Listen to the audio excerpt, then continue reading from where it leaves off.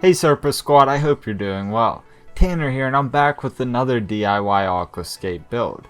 To preface this, a few weeks back, my wife and I went to a local fish store. While there, my wife was captivated by a particular Betta. I couldn't agree more that there was something special about this fish, and we decided to bring her home. Luckily, I have plenty of quarantine bins on hand, so getting a fish on a whim is no big deal. Anyway, now that we have a new addition in the family, we have to set her up in a proper home. Let's get to work. About a month ago, I was trying to drill a 75-gallon tank that ended up being tempered.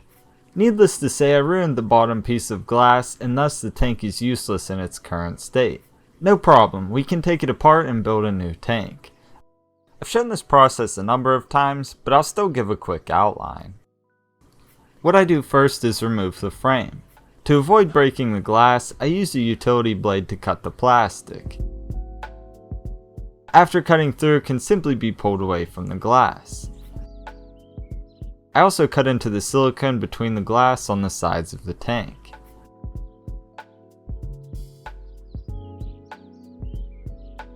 I did the same to the bottom of the tank, and the glass could be removed. Once the good pieces were taken from the main tank, I had to clean them up. I used a razor scraper to remove the excess silicone. Then I sprayed down the glass to remove any remaining debris. Now I can cut the glass into smaller pieces. For that I used a few measuring tools, a spring clamp, lubricating oil, and a glass cutting wheel. Like I've shown in other videos, I measure the glass, oil the cutting tool, and score a line. I put a piece of wood under the glass and hit the scored line for a clean break. I went back with a wet piece of sandpaper and cleaned up the edges so the glass is safe to handle. Here are the pieces I ended up with. Prior to constructing the tank, I cleaned off the areas that will receive silicone with isopropyl alcohol. Then I taped off the tank for cleaner beads of silicone. Per usual, I'm using GE Silicone 1.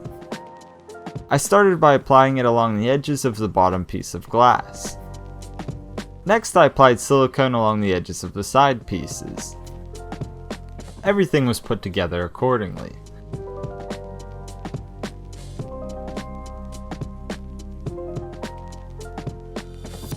I also taped off the corners and added a few clamps to keep it all in place.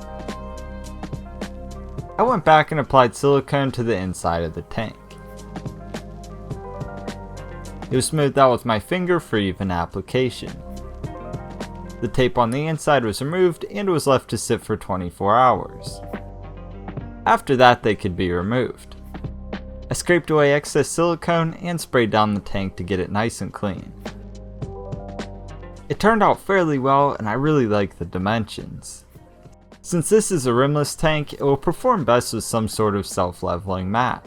For that, I'm using 1/4 inch thick adhesive neoprene. It was stuck to the bottom of the tank.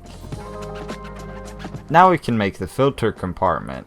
For that, I have a few items including black corrugated plastic, super glue, a small submersible pump, a length of PVC pipe, a CPVC elbow, a length of 5/8 inch vinyl tube, a return piece from an old filter, and black knitting mesh. First, I cut out pieces of corrugated plastic. I cut out a long piece that's the desired height of the compartment. From there, I cut a large piece for the front and 4 identical pieces for the various compartments. 2 of those were cut shorter. I used these to mark for where the separations will be on the larger piece. The overflow is accounted for, and I cut out the plastic. Now the pieces can be attached together. I started with the overflow by gluing the mesh in place. Then I applied a line of glue along the markings from earlier and attached the dividers.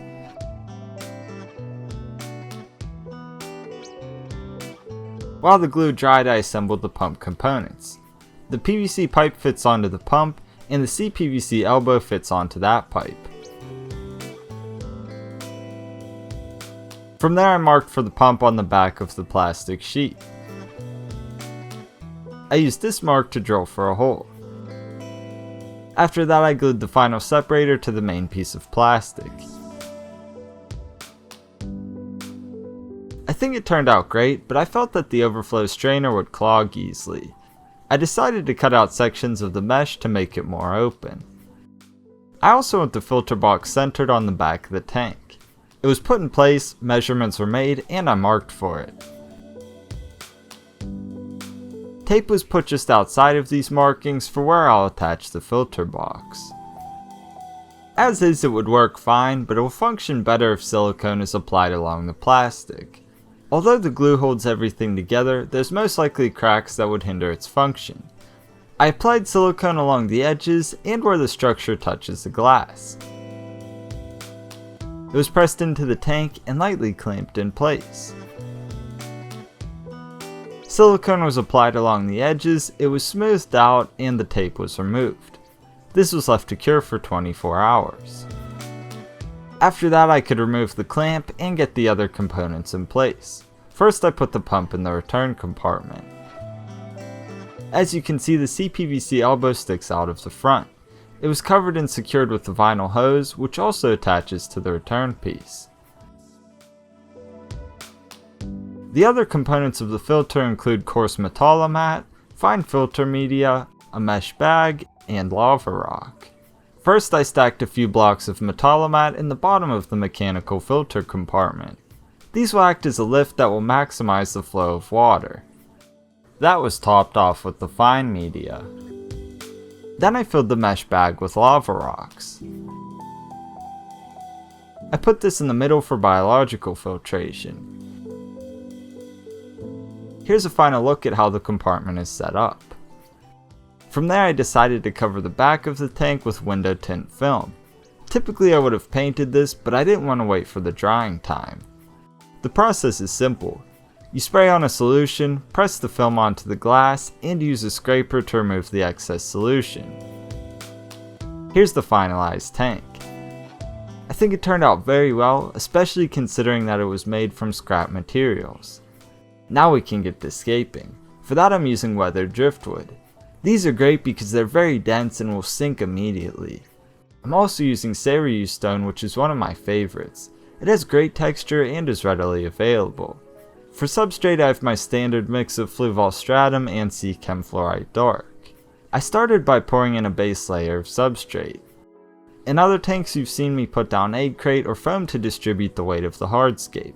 That wasn't necessary for this one because the glass is very thick for a tank of this size, and I'm not using anything that's overly heavy.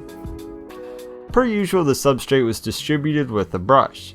It was sloped up toward the back of the tank to create depth. Next, I placed this stump, which is the largest element. I use it as my key element, which dictates the rest of the scape. From there, I worked in a few of the stones. I kept the directional nature of the striations in mind during this process. I filled in more of the space with another piece of wood and more stones.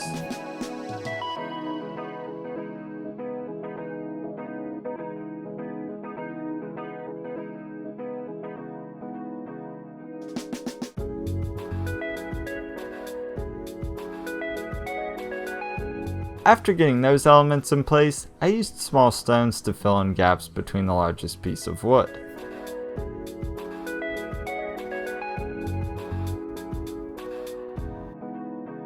Lastly, I built up more height with the substrate. Here's the finalized scape. It's very simple and consists of only a few elements. I think it will work perfectly for what I have planned though. I use Sea Chem Onyx sand and red flint sand as a top dressing for the planting substrates. I started with a base layer of the onyx sand. This will help tie into the stones, which are primarily a gray hue. I sprayed everything down to get a better idea of how things will look when they're submerged. With that, I could determine where to sprinkle the red flint sand. This will make things look more cohesive than just a uniform layer of gray sand. Let's bring it to life with the plants. For this one, I have a dwarf aquarium lily, a red tiger lotus, giant hairgrass, creeping Charlie, water hyssop, Anubias nana petite, Brazilian pennywort, Taiwan lily, and bronze crypt. I started by planting the lilies in the back of the scape. They're the largest plant and will look great as they grow out from this spot. I added the hairgrass and creeping Charlie near the lilies for textural contrast. With these plants in place, I filled up the tank. I did this to get a better sense of how the plants will lay in an aquatic environment. From there I added the Anubias throughout crevices in the foreground. Next up was the pennywort. I really like the shape of the leaves and I think they help add a cool look to the tank. In some parts of the setup I'll let the stems grow tall, and in others I'll keep the plants well trimmed for more compact growth. The crypt was added in the mid-ground just behind the driftwood. I also added another piece of driftwood, but it was later removed because it looked out of place. During this process I stirred up a lot of debris, so I did a 100% water change. These days I won't set up a Betta tank without botanicals. I have a mixture of various items that will add to the setup. These also provide an array of benefits that are especially helpful when keeping fish like bettas.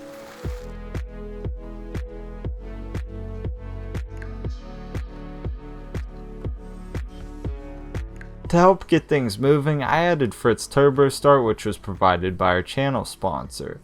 It helps jumpstart the nitrogen cycle, which means the tank can be stocked immediately. Otherwise, this is not possible without using cycled media or other methods. To complete the setup, I had to add a SerpaDesign decal. What about stocking? First were 8 X-ray tetras. These are great schooling fish that are docile and an appropriate tank mate for bettas.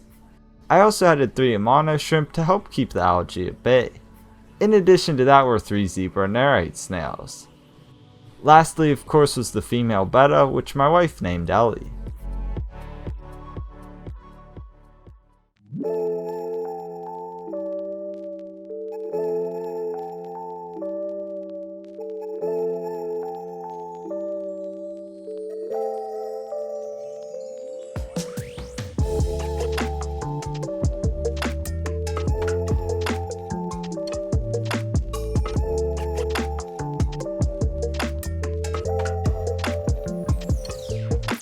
And there you have it, the new all-in-one Betta Aquascape. From the tank to the scape, I think it turned out really well. It's a simple and effective design that will only get better with time as it matures. I should mention that I also decided to add some hornwort for finer textures. It can easily get out of hand, but looks great if well managed. Overall, I'm really excited to add this tank to the animal room and the inhabitants it houses. I want to know what you think though. Let me know down in the comments what you think about the scape and my stocking choices. I think there's still room for a few more additions as well. Let me know what else you think I should add. Anyway, that's all for this one. As always, I really hope you enjoyed this demonstration and learned something new. Until next time, Serpa Squad, take care and peace.